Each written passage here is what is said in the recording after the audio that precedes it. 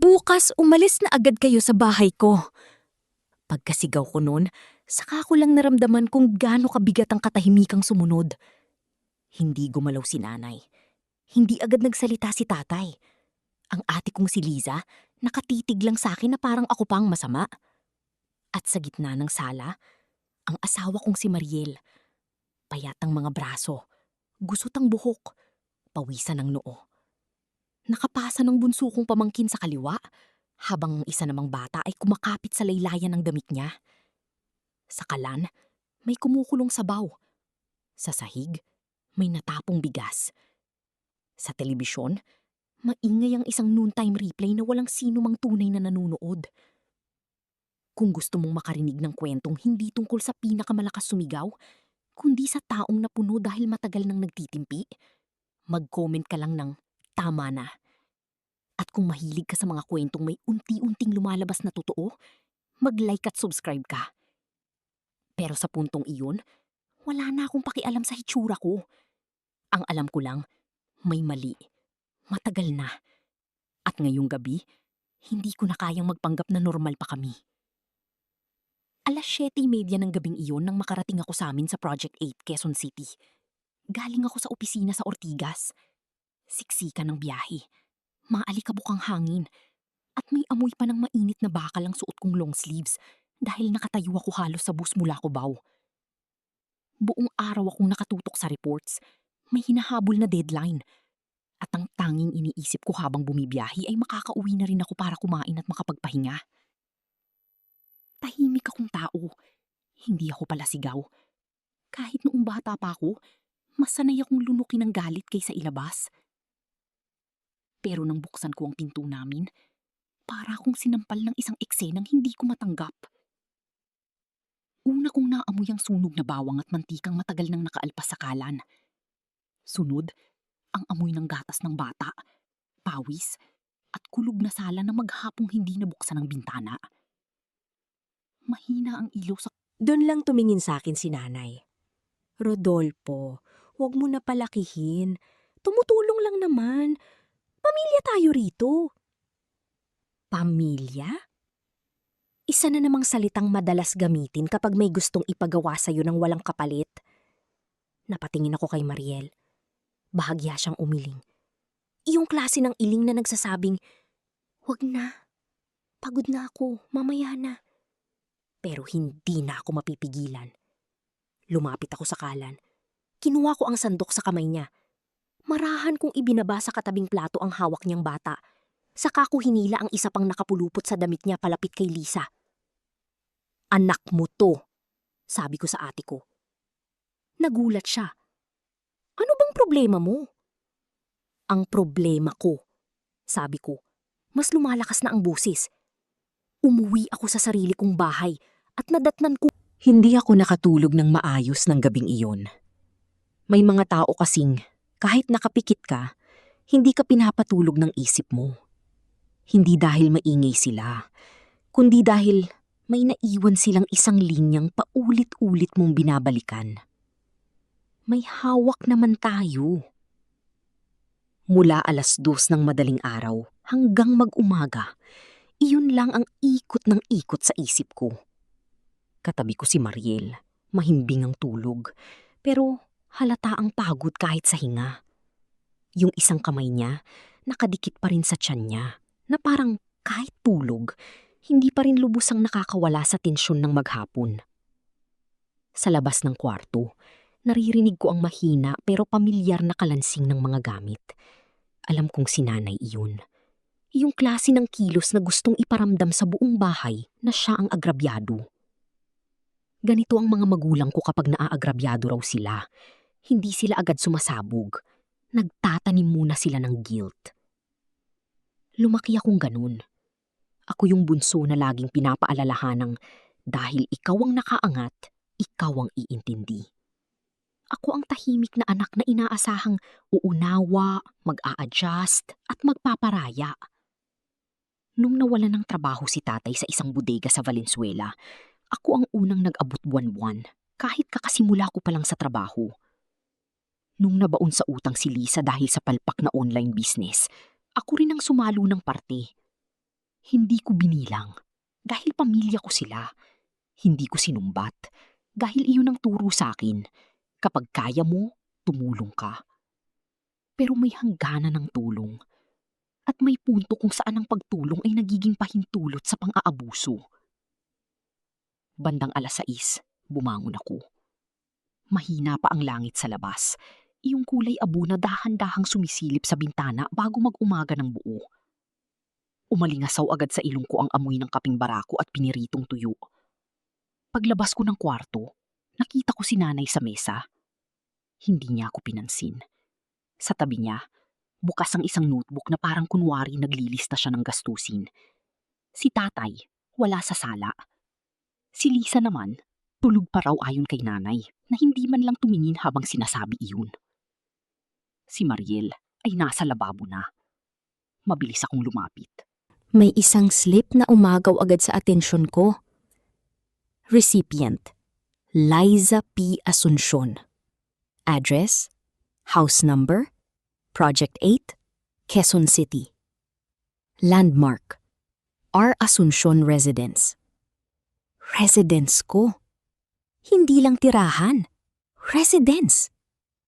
Para bang matagal na nilang ginagamit ang bahay ko bilang opisyal na base ng buhay nila? Hindi pa yun ang pinakamalala.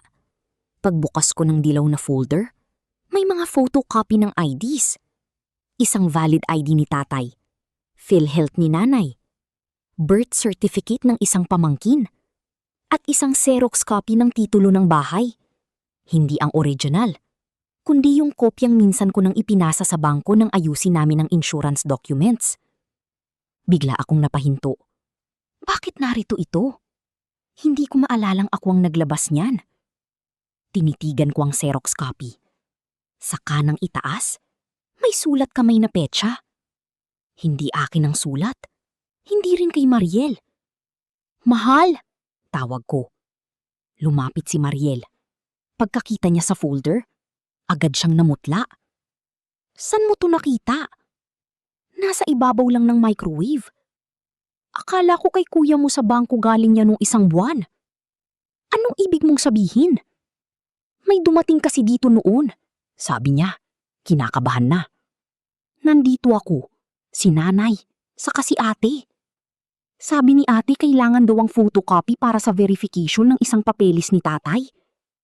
Tinanong ko kung anong verification. Sabi niya ikaw raw may alam. Pakiramdam ko may malamig na tubig na ibinuho sa likod ko. Wala akong alam. Tuluyan ang nabuo sa isip ko ang unang piraso ng mas malaking larawan. Hindi lang nila ginagamit ang bahay bilang tirahan. Ginagamit nila ang pangalan ko, ang address ko, at posibleng ang papeles ko para sa mga bagay na hindi ko alam. At bigla kong naalala ang ilang buwang lumipas. Yung mga tawag na hindi ko sinasagot dahil unknown number. Mga text na, "Sir, follow up lang po." At isang beses na may rider na naghahanap kay Liza kahit wala naman siya sa bahay.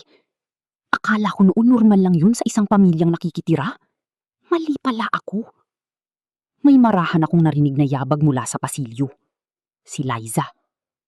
Pagkita sa Maraming tao ang naniniwalang kapag galit ka, dapat agad kang sumabog.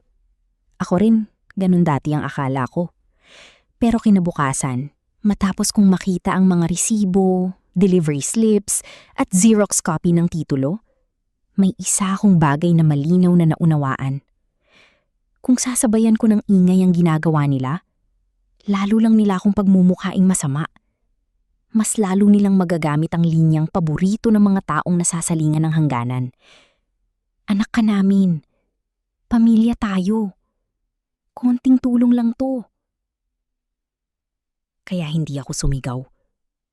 Hindi ako nagwala. Tahimik akong kumilos.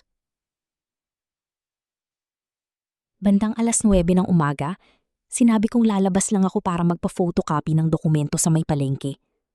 Walang pumigil. Sa tingin siguro nila, humupa na ang init ng ulo ko. Si nanay, hindi pa rin ako kinakausap. Si Lisa, pasaring ang tingin, pero tikom ang bibig. Si tatay, iyon ang nakakainis. Sobrang tahimik. Ang mga lalaking sanay magpalusot, Madalas sila yung pinakatahimik habang hindi pa nila alam kung anong nalaman mo. Paglabas ko ng gate, huminga ako ng malalim. Mainit na ang simoy kahit umaga pa lang. May nagtitinda ng taho sa kanto. May amoy ng basang simento dahil may nag-hose down ng tapat ng bahay nila. At sa tabi ng waiting shed, may dalawang tricycle driver na nag-uusap tungkol sa taas ng presyo ng diesel. Normal ang lahat sa labas. Pero sa dibdib ko, para akong may dalang pako. Imbis na sa Xeroxan ako dumiretso, sumakay ako ng jeep papuntang sangay ng bangko sa Congressional kung saan kami dati nag-asikaso ng housing payments. Hindi ako sikat doon, pero may ilang staff na nakakakilala sa akin dahil ilang beses na akong nagpabalik-balik noong nag-aayos kami ni Mariel ng auto debit at insurance coverage. Habang nasa biyahe, binalikan ko ang bawat detalye. Noong isang buwan, may text tungkol sa address confirmation. Noong nakaraang linggo, may tumawag na hinahanap si Miss Lisa P. 3 linggo na palang may mga delivery sa bahay na hindi ko kilala ang sender.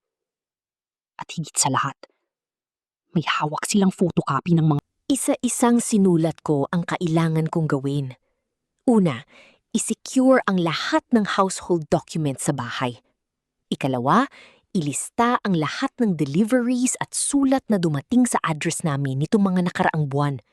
Ikatlo, kumuha ng barangay certification kung sino talaga ang residente at kailan lang pansamantalang nakitira ang pamilya ko. Ikaapat, alamin kung may lending or service accounts na ginamit ang address namin nang hindi namin alam. Ikalima, huwag munang magsabi ng buong alam ko.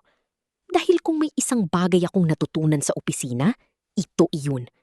Kapag alam ng kabilang panig kung ano ang alam mo, doon sila pinakamabilis maglinis ng bakas. Pag-uwi ko sa bahay, bandang tanghali, tahimik ang loob. Tanging electric fan lang sa sala ang maingay. Si tatay ang naabutan ko sa mesa, nagkakape. Pagkita niya sa akin, tinaasan niya ako ng tingin. Saan ka galing? Tanong niya. May inayos lang. Anong inayos? Trabaho. Tinitigan niya ako ng ilang segundo. Tapos mumiti ng kaunti. Hindi mainit, hindi magaan. Iyong ngiting may timbang. Rudy, sabi niya. Sa pamilya, hindi lahat dinadaan sa papilis. Doon ako umupo sa tapat niya. Hindi ako ngumiti. Sa pamilya rin, sabi ko, hindi ginagamit ang pangalan ng isa nang walang paalam. Saglit na natigilan ang mukha niya. Hindi iyon malaking reaksyon, pero nakita ko. Tama ang direksyong tinatahak ko. Kung ano man ang sinasabi sa iyo ni Mariel, panumula niya. Ako ang may nakita, putol ko, at ako ang nagtatanong. Tahimik siya. Tumingin siya sa tasa niya. Pagkatapos, parang ordinaryo lang ang usapan. Sinabi niya ang linyang lalong nagpapatibay sa kutob ko. Minsan, kailangan lang namin makagamit ng address. Hindi naman ikaw ang magdudura sa run. Hindi ako agad sumagot. Dahil ang totoo, iyon ang unang pag-amin. Hindi diretsyo, hindi kumplito, pero pag-amin pa rin. At sa mga taong sanay mambaluktot ng kwento, ang mga ganitong linyang pakapyaw ang madalas pinakamahalaga. Pagpasok ko sa kwarto namin, nadatnan ko si Mariel na tinutupi ang mga damit namin. Kinuha ko agad sa aparador ang envelope keys kung saan namin nilalagay ang mahahalagang papeles. Marriage certificate, tax declarations, loan statements, insurance. Kinabukasan, hindi ako dumiretso sa opisina. Hindi ko na rin ipinagpaalam ng detalyado sa bahay kung saan ako pupunta. Natuto na akong huwag ilatag ang lahat ng galaw ko sa mga taong may dahilan para unahan ako. Nag-text lang ako sa immediate supervisor ko na may aasikasuhin akong urgent family matter. At sa kabutihang palad, pumayag siyang work from home muna ako sa hapon. Sa totoo lang, wala akong balak magtrabaho ng maayos sa araw na yun. Iisa lang ang laman ng isip ko, kung gaano kalayo na ang nagawa ng pamilya ko sa paggamit sa address at papeles namin. Paglabas ko ng bahay, may kakaiba agad akong napansin. Mas tahimik si nanay. Hindi na iyak-iyak na pasaring. Hindi na rin buntong hininga sa sala. Si Lisa, hindi lumabas ng kwartong tinutuluyan nila kasama ang 2 bata. Si tatay lang nasalubong ko sa may gate. Nakasando siya at may hawak na walis tingting pero hindi naman talaga nagwawalis. Nakatingin lang siya sa bakuran na para bang may malalim na iniisip. "Saan ka na naman?" tanong niya. "May aasikasuhin." "Patungkol sa bahay?" Tinignan ko siya. "Bakit? Dapat bang patungkol sa bahay?" Bahagyang gumalaw ang panga niya. Hindi siya sumagot agad. Tapos parang biglang natauhan. Umiwas siya ng tingin at sinabing, "Wala, nagtanong lang ako." Hindi ko na pinatulan. Pero sa loob ko, lalo lang tumibay ang hinala ko na hindi aksidente ang mga kilos nila nitong mga nakaraang araw. Alam nila na may pwedeng madiskubre. Alam nila na may nakatago pang isang bagay na hindi ko pa nahahawakan. Una kong pinuntahan ng barangay hall. Maliit lang ang opisina. Luma ang tiles. May electric fan na humihina-hina ang ikot. At sa gilid ay may mesa na puno ng folders na parang ilang taon nang nagkakapatong. Sa labas, may mga nanay na nagpapalista para sa ayuda. May isang lalaking may hawak na sira-sirang folder na mukhang para sa Certificate of Indigency. At sa pinakadulo ng hallway, may batang umiiyak habang pinapatahan ng lola niya. Ordinaryong umaga sa barangay, pero para sa akin, isa yung napakamahalagang hakbang. Kailangan ko ng malinaw na record. Nang ako na ang kaharap ng staff, mahinahon kong ipinaliwanag na may kailangan akong patunay ng actual residency at household composition para sa personal at legal documentation. Hindi ako nagkwento ng mahaba. Hindi ko sinabing may inaamoy akong panlalamang. Hindi ko rin binanggit agad ang pamilya ko. Ang mga opisina, mas gusto nila ang malinaw at maikling salita. "Sir, sino po ba talaga ang permanent resident?" Rodolfo? Huminto ako. Hindi naman siguro aabot sa barangayan o kung ano man ang binabalak mo. Sabi niya, pamilya tayo. Hindi ko siya agad hinarap. Tinanggal ko muna ang sapatos ko. Maingat kong inilapag sa gilid. Tapos, saka ko lumingon. Nung ginamit niyo ang address ko, pamilya pa rin ba ang trato niyo sa akin? Napangiwi siya. Address lang yun. Hindi. Hindi lang address yun. Kapag sa papeles ginamit mo ang bahay ng iba, may kasunod yan. Wala kang mapapatunayan. Hindi ko inaasahang sasabihin niya agad iyon. At doon ako biglang nakaramdam ng isang bagay na mas malamig sa galit. Kumpiyansa. Masyado siyang kampante para sa isang taong inosente lang dapat at natatakot mapaalis. "Bakit parang sigurado ka?" tanong ko. "Dahil hindi naman ikaw ang lahat sa bahay na to," sagot niya. "May mga pinirmahan din dito noon na hindi mo naaalala." Hindi ko pinahalata ang kaba ko, pero sa loob ko, may tumamang matigas na bato. May mga pinirmahan? Ibig sabihin, may hawak silang mas malalim pa kaysa simpleng delivery records at address usage? "Ano yun?" tanong ko. Umismid siya. "Hindi mo na kailangan malaman lahat agad." Napansin kong bahagyang kinakabahan si nanay sa tabi niya. Hindi siya sumisingit. Hindi siya nagtatanggol. Ibig sabihin, alam niya rin. At marahil, mas matagal na kaysa sa inaakala ko. Hindi ako sumagot. Dumiretso ako sa kwarto namin ni Mariel at isinara ang pinto. "Anong sabi?" agad niyang tanong. Ikinuwento ko ang buong sinabi ni Lisa. Hindi siya nagsalita agad.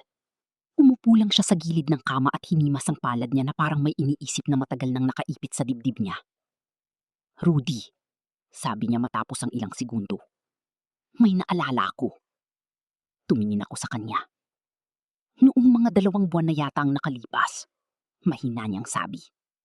"May araw na late ka umuwi. Si tatay, may dalang envelope. Tapos si nanay, paulit-ulit na sinasabi kay ate na, 'Ingatan niyo yan. Yan ang panghahawakan natin kapag sumubra na naman si Rodolfo.'" Minsan, mas madaling tanggapin na may masamang loob sa pamilya mo kesa amining may taong ngumingiti sa harap mo pero tahimik kang ipinapasa sa kabilang kampo. Iyon ang unang pumasok sa isip ko nang mabasa ko ang text na iyon. Kausapin mo muna ang hipag ng asawa mo. Paulit-ulit kong binasa. Hindi dahil mahirap intindihin, kundi dahil hindi ko agad matanggap ang ibig sabihin. Si Mariel ay may isang kuya at isang bunso. Yung kuya niya, si Noel, matagal nang nasa Saudi bilang machine operator. Ang asawa ni Noel na si Celine ay nasa Bulacan kasama ang anak nila. Tahimik lang na babae, magalang, hindi madalas makialam. Yung bunso naman ni Mariel ay wala pang asawa. Kung ganun, si Celine nga ang tinutukoy ng text. Pero bakit? Paano siya masasangkot sa gulo ng pamilya ko? At higit sa lahat, bakit may nakakaalam na kung sino ang dapat kong lapitan? Hindi ko agad sinabi kay Mariel ang text.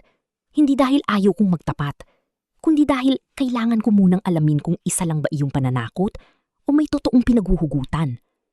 Kapag sinabi ko agad at nagkamali ako ng hinala, baka masaktan ko lang siya nang wala sa lugar. Kinabukasan, nagpanggap akong normal.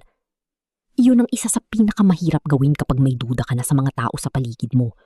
Ang mumiti ng sapat lang, ang sumagot ng hindi pa dalos-dalos, ang kumilos na parang wala kang hinahabol. Pero kailangan. Si Lisa, masyado pa rin kalmado. Si nanay, balik sa pasaring. Si tatay, halos hindi na ako tinitignan. At si Mariel, ramdam kong pinipilit niyang maging maayos para hindi ako lalong mabigatan. Iyon ang klase ng kabutihang minsan, kahit hindi mo gustong sabayan, napapaligiran ka. Bandang 10:00, nag-message ako kay Celine. Celine, may itatanong lang sana ako. Pwede ba tayong magkita o mag-usap? Mabilis ang sagot niya. Pwede po kuya, may problema po ba? May kung anong kumislot sa dibdib ko. Normal ang sagot. Wala yung bahid ng kaba. O baka magaling lang siyang magtago. Hindi ko na pinatagal. Nagkasundo kami sa isang maliit na fast food sa may SM North Annex pagkatapos ng tanghalian. Sinabi ko kay Mariel na may kailangan lang akong kausapin tungkol sa records at baka gabihin ako ng kaunti. Hindi na siya nagtanong ng malalim. Sanay siyang respetuhin ang pagkakataong kailangan kong buuin muna sa sarili ko ang mga bagay-bagay bago ko ilat. Sabihin mo na ngayon. Dahan-dahan niyang inilabas mula sa bag ang brown envelope. Parehong klase ng sobre na inilarawan ni Mariel. Makapal. May mga gilid ng medyo lukot. Tanda na ilang beses na iyong nabuksan at naisara. Nakita ko po ito noon sa bahay ni nanay niyo, sabi niya. Dinala ni Ate Liza dito minsan nang makitira sila sa amin ng 2 araw noong nag-away sila ni tatay niyo. Hindi ko sinasadya, pero narinig ko po silang nag-uusap. Hindi ako gumagalaw. Nakatingin lang ako sa envelope. Anong laman? Mga photocopy ng IDs, address forms, at lumunok siya. Isang authorization page na may pirma ninyo raw po. Parang nagsikip ang paligid. Huwag mong sabihing nakita mo. Nakita ko po. Original? Hindi ko alam, pero may pirma. Hindi ko agad hinawakan ang envelope. Parang sa sandaling hawakan ko iyon, may isang bahagi ng buhay ko ang tuluyan ng aamin na mas malala ang sitwasyon kaysa sa gusto kong paniwalaan. Bakit nasa iyo yan? Hindi po talaga dapat, sabi niya. Pero nung huling pumunta si Ate Liza sa amin, nagmamadali siya. Naiwan niya sa ilalim ng mesa. Noong una, binalak kong isauli. Pero nang mabasa ko ang isang pangalan sa loob, natakot ako. Anong pangalan? Hindi siya tumingin sa akin agad. Ilang segundo siyang nakatitig sa sobre, saka maharangang sumagot. Sa lending complaint copy, pangalan niyo po ang nakalagay bilang fallback household contact and residential verifier. Naramdaman kong bumigat ang sikmura ko. Hindi borrower. Hindi guarantor. Sa ngayon. Pero sapat na ang fallback contact at residential verifier para madamay ako kapag bumagsak ang lahat. Paano ko napasok doon? Base sa narinig ko, sabi ni Celine, ginamit daw po. Hindi ko alam kung anong mas masakit sa sandaling iyon. Iyong makita ang bahagi ng pirma ko sa isang papel na hindi ko sinadyang pahintulutan? O yung maramdaman na masyado kong minadali noon ang pagtitiwala sa mga taong alam ang kahinaan ko bilang anak? Tahimik kaming dalawa ni Mariel habang isa-isa naming inilalatag sa kama ang laman ng brown envelope. May photocopies ng IDs. May forms na may iisang address. Ang bahay namin. May 2 acknowledgement slips. May handwritten notes sa likod ng isang scratch paper na may mga pangalan, dates, at amounts. At sa pinakahuli, may 3 pahina ng dokumentong hindi kumpleto pero sapat para maunawaan ang direksyon. Isang private lending arrangement. Hindi ito bangko. Hindi ito government loan. Mas delikado dahil mas magulo ang takbo. Base sa papel, may halong business capital, emergency borrowings, at rolling cash assistance na hindi malinaw ang legal na anyo. Ang pangalan ni tatay ang lumalabas sa ilang bahagi. Ang pangalan ni Liza sa iba. Pero ang address namin. At sa isang attachment page, nandun ang linya na nagsasabing may verified family resident support contact. Ako, hindi ba ito pwedeng peke? Tanong ni Mariel, bahagya pang nanginginig ang kamay habang hinahawakan ng papel. Pwedeng may peke. Pwedeng may pinagtagti-tagpi. Sabi ko. Pero ang masama rito, kahit mali ang proseso nila, pwede pa rin akong guluhin dahil nandito ang address at pangalan ko. Tahimik siya.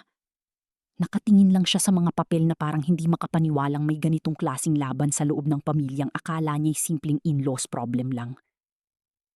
At doon ko lalong nakita ang kabuuan ng nangyari. Hindi nila inaapi si Mariel dahil tamad sila. Hindi lang sila abusado dahil kampante silang mabait siya. May mas praktikal silang dahilan kung bakit kailangang manatili sila sa bahay. Kailangan nilang manatiling mukhang lehitimo ang paggamit nila sa address. Kailangan nilang mapanatiling normal ang setup para kung may magtanong, may sasagot na, oo dito sila. Oo pamilya kami. Oo kilala namin sila. Wala. Sino ang may utang? Hindi siya sumagot agad. Mas lalo akong lumapit. Sino? Mahina niyang sabi. Ako. Tapos sinundan ni Liza. Parang humina ang ugong ng paligid. Hindi dahil hindi ko inasahan, kundi dahil sa unang pagkakataon, direkta niya nang inamin. Magkano? Hindi na importante. Importante, sabi ko. Mas malamig ang boses kaysa malakas. Dahil kung dinikit niyo ang pangalan at address ko rito, may karapatan akong malaman. Tumingin siya sa akin ng may halong pagod at inis. Akala ko, matutulungan mo rin naman sa huli. Doon ako natawa. Hindi sa saya, kundi sa sobrang kapal ng linyang iyon. Matutulungan ko? Ulit ko. Kaya pala hindi niyo sinabi? Natatakot kaming tumanggi ka. Dapat lang. Anak ka namin. At dahil anak niyo ako, pwede niyo kong isabit sa utang? Nagkibot ang panga niya. Tapos, lumabas din ang totoong dahilan. Kung hindi namin ginawa yan, mawawalan tayo ng panakip sa naunang pagkakautang. Panakip? Naunang pagkakautang? Hindi isang loan. Hindi 2 forms. Mas malalim na lubog. At biglang nagdugtong-dugtong ang lahat. Kaya pala desperado silang manatili. Kaya pala may hawak naman tayo.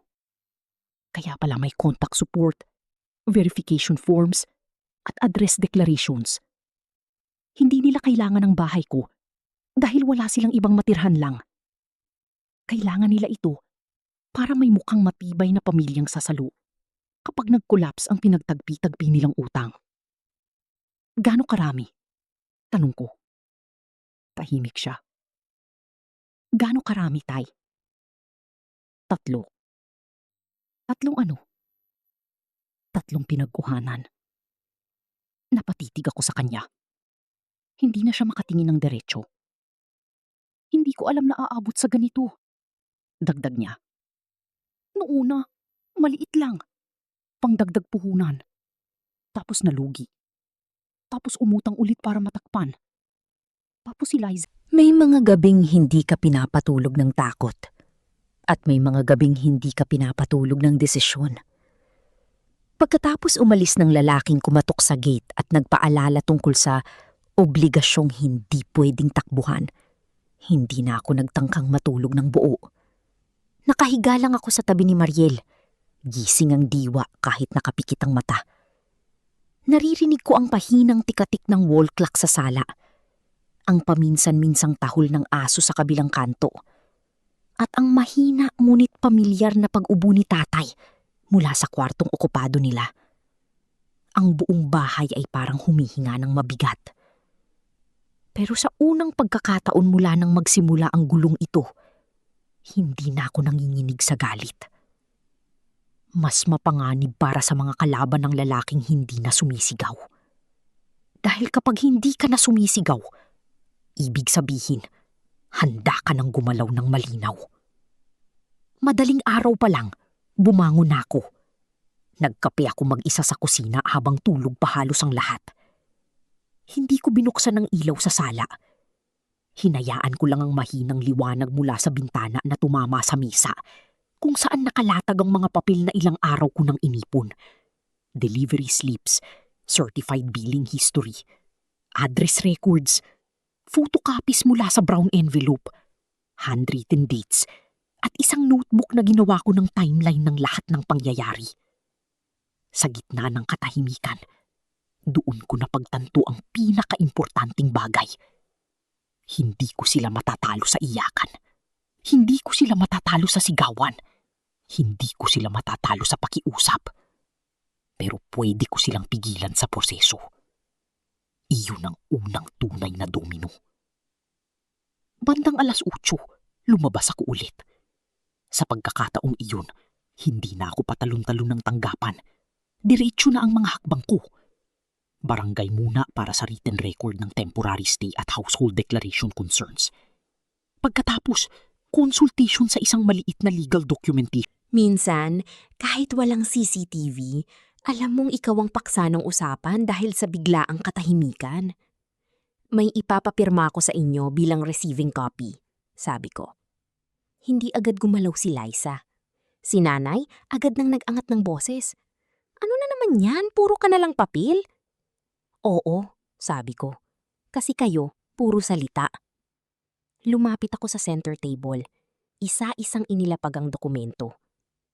Una, sabi ko, hindi na pwedeng gamitin ang address naming mag-asawa sa kahit anong lending, declaration, verification o contact support nang wala kaming nakasulat na pahintulot.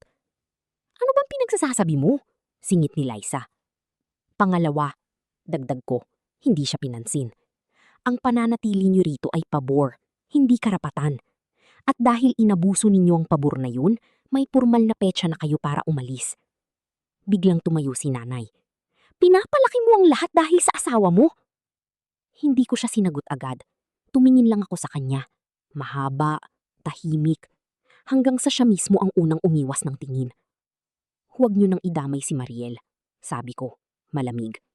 Hindi niya ito ginawa. Ano? Kami ngayon ang masama? Sabat ni Liza. Kami itong pamilya mo? Pamilya ko kayo, sabi ko.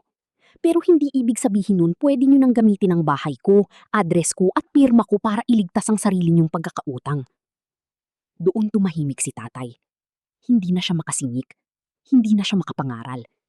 Dahil sa unang pagkakataon, wala na sa level ng tampuhan ng usapan. Nasa level na ito ng dokumentadong katotohanan. Hindi nila pinirmahan ang receiving copy sa una. Kaya ginawa ko ang susunod na tahimik na galaw. Kinuha ko ang cellphone ko. Hindi para videohan sila. Ayaw kong gawin itong palabas. Tinawagan ko ang barangay office. At sinabi kong nais kong ipanote na nag-attempt akong mag-serve ng written notice sa temporary occupants na gumagamit ng address ng walang authority at tumatangging tumanggap ng kopya. Pwede raw iyon inote basta maipakita ko ang duplicate at maitala ang petsa. Nakita kong nag-iba ang mukha ni Liza. Doon niya unang na-realize na hindi na ako nakikipag-away lang. Naglalatag na ako ng thrill. Iyon ang pangalawang domino. Kinahapunan, kinausap ko ang dalawang kapitbahay na matagal nang nakakakilala sa amin ni Mariel. Si Aling Nena sa tapat at si Kuya Berto sa kanto na minsang tumulong pa sa pag-aangat ng simento noong Ang akala ng maraming tao, ang pagbagsak ay laging maingay. May iyakan, may sigawan, may sapakang pinto, may nagsasabunutan sa gitna ng sala.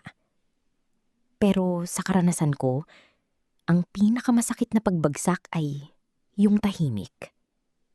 Yung isang umaga, paggising mo, hindi na pareho ang tingin ng mga tao sa'yo. Yung dating kampi, biglang naglalayo. Yung dating natatakot magsalita, isa-isa nang umaamin. Yung dating hawak mo, kusa nang kumakalas sa palad mo. Iyon ang nangyari kina Liza at tatay. Nagsimula iyon kinabukasan ng tawag ni Joel. Bandang 10:00 ng umaga, nasa kwarto ako at kunwaring nag-work sa laptop habang inaayos ko sa tabi ang mga scanned copies ng dokumento. May knock sa pinto. Hindi malakas. Isa lang. Pagbukas ko, si Aling Nena ang nasa labas ng gate namin. May hawak na bayong at payong kahit maaraw. "Anak," tawag niya sa akin. "Pwede ba kitang makausap sandali?" Lumabas ako. Hindi ko siya pinapasok dahil ayaw kong gawing sabungan ng loob ng bahay. Sa labas ng gate, sa ilalim ng init na may halong alikabok ng kalsada, doon siya dumikit ng kaunti at bumaba ang boses. "Hindi ako mahilig makialam," sabi niya. "Pero may 2 beses na akong nilapitan ng ate mo." Tahimik akong nakinig. Tinanong niya ako, kung sakaling may magtanong daw, pwede ko bang sabihing matagal nang sila ang kasama niyo sa bahay at parang iisang household kayo mula pa noong nakaraang taon? Hindi ako agad nagsalita. Naramdaman siguro ni Aling Nena ang bigat ng katahimikan, kaya nagmamadali siyang nagdagdag. "Hindi ako pumayag ha. Sabi ko, ang alam ko, kayo lang ni Mariel ang nakatira dyan dati." Napatingin ako sa kanya ng diretsyo. "Kailan kanya kinausap?" "No, 1 linggo. Tapos ulit kahapon." Mas halata siyang kinakabahan kahapon. Doon tuluyang luminaw ang masakit na parte. Hindi lang pala sila nagtatayo ng papel na depensa. Tinatangkang mag-ipon ng tao. Mag-ipon ng bibig. Mag-ipon ng mga kapitbahay na pwedeng gawing patunay kapag kinailangan. Iyon ang totoong presyo ng kataksilan. Hindi lang dokumento ang binabaluktot mo, pati tiwala ng komunidad. Nagpasalamat ako kay Aling Nena at sinabi kong, Kasi po, sabi niya, bahagyang bumaba ang boses. Nagsimula nang magtanong ang kabilang nagpapautang kung bakit may discrepancy sa occupancy at address timeline at ayoko pong mapasama sa proseso kung may maling representation pala. Iyon na. Ang domino. Nagsimula nang magtugma ang mga tanong sa labas sa mga kasinungalingang pinilit nilang ayusin sa loob. Tinanggap ko ang envelope. Hindi ko siya pinapasok. Hindi ko rin siya pinagbantaan. Ang mahalaga, nagsalita siya. At sa pagsasalita niya, nabasag ang isa pang pader na inaasahan ni na Tatay at Liza na mananatiling tahimik. Pagkapasok ko sa kwarto, binuksan ko agad ang envelope kasama si Mariel. Mas malinaw ang mga kopya. Mas kumpleto ang chain. May 3 magkakaibang lending records. Magkakaiba ng petsa. Magkakaiba ng amounts. Pero iisang pattern. Sa unang file, si Tatay ang primary borrower at address namin ang listed temporary residence. Sa ikalawa, si Liza ang declared business contact pero address pa rin namin ang ginamit. Sa ikatlo, may supporting note na nagsasabing family-owned residence with shared household support. Family-owned. Napahawak ako sa noo ko. Hindi lang pala pansamantalang pakigamit ng address ang nangyari. Pinalalabas pa nilang parang may shared ownership o family rights sa tirahan namin. Hindi man ito totoong titulo. Sapat na ang ganitong framing para guluhin ng mga collector, processors, at sino mang magve-verify sa papel. "Rudy," sabi ni Mariel, halos pabulong. "Paano nila natiis gawin to sa atin?" Hindi ko agad nasagot. Dahil ang totoo, masakit tanggapin na hindi lahat ng gumagawa ng mali ay gumagawa nito dahil sa init ng ulo. May mga taong malamig at planado ang pang-aabuso. Kinagabihan, Hindi ko na pinatagal. Isa-isa kong inilatag sa mesa sa sala ang kopya ng records. Nandun si nanay, si tatay, at si Liza. Wala ang mga bata. Pinahiram muna ni Mariel sa kapitbahay ang dalawa para hindi sila masangkot sa bigat ng usapan. Last chance nyo na to para magsabi ng totoo. Hindi natapos ang laban sa isang gabi. At mabuti na rin. Dahil ang ilang sugat, hindi dapat tinatakpan lang ng isang matinding eksena. Dapat nililinis. Dahan-dahan, masakit, pero maingat para hindi na bumalik ang impeksyon. Sa loob ng sumunod na 8 araw, iyon ang ginawa ko. Hindi ako umatras. Hindi ako nakipagmurahan. Hindi ko rin ipinakalat sa mga kamag-anak ang buong kwento para manghiya. Sa halip, tinuloy ko ang bawat hakbang na inilatag ko. May barangay note ng occupancy concern. May correction trail sa address use. May written acknowledgement na si tatay at si Lisa ang may mga obligasyong dapat akuin. May updated communication sa ilang service at contact channels. At higit sa lahat, may malinaw na petsa kung kailan sila aalis. Hindi madali ang 8 araw na iyon. May mga umagang si nanay, paiyak na magluluto at magpaparinig ng ganito na pala ang mga anak kapag nagkaasawa. May mga hapon na si Lisa biglang mananahimik at hindi makatingin sa akin dahil alam niyang wala na siyang maipanghahawak na kasinungalingan.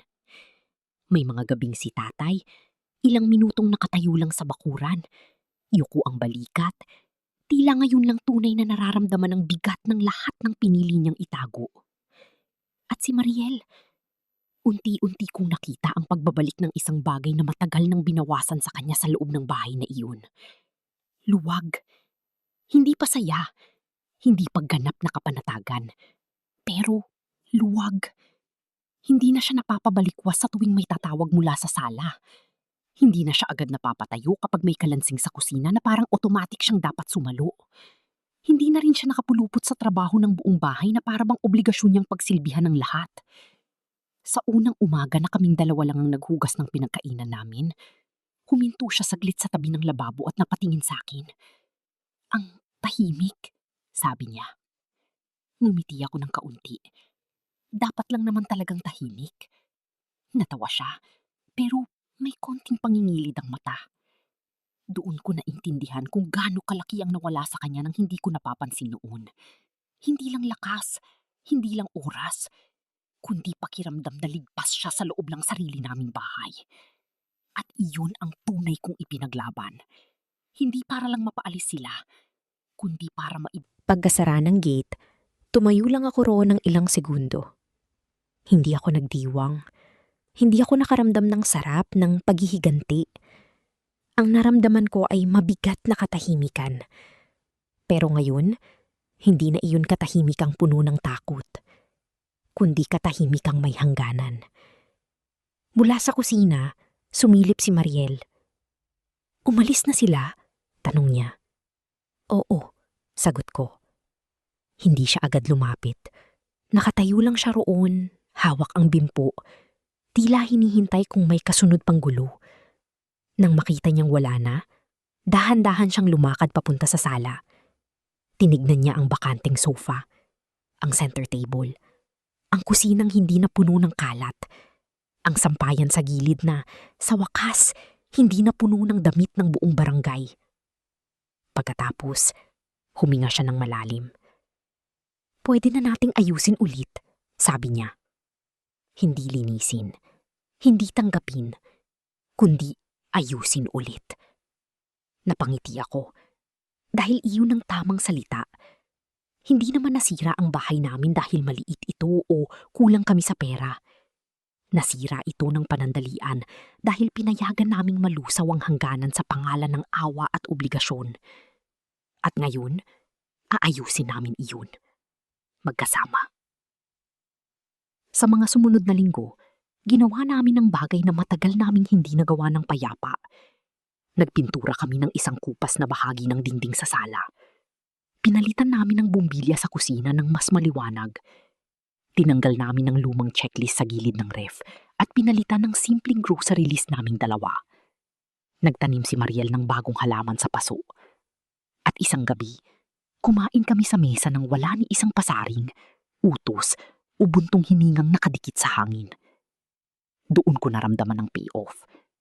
Hindi sa pagkawasak nila, hindi sa pagmamakaawa nila, hindi sa pagkalat ng kahihiyan nila, kundi sa pagbabalik ng normal na matagal naming ipinagkait sa sarili namin. Pero hindi roon nagtapos ang lahat dahil may natitira pang kailangang ayusin. Ang mga ginastos at idinikit na responsibilidad sa amin. Sa pamamagitan ng tulong ng documentation at formal correction trail na ibalik sa tamang pangalan ng mga dapat akuin. Hindi man isang bagsak